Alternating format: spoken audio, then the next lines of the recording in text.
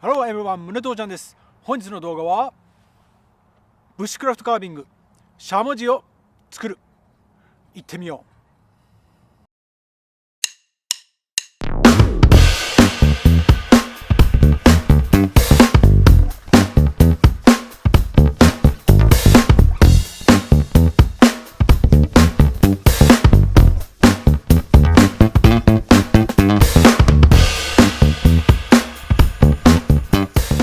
今日はしゃもじを手斧とのみとナイフで焚き火用の薪からブッシュクラフトカービングしたいと思います。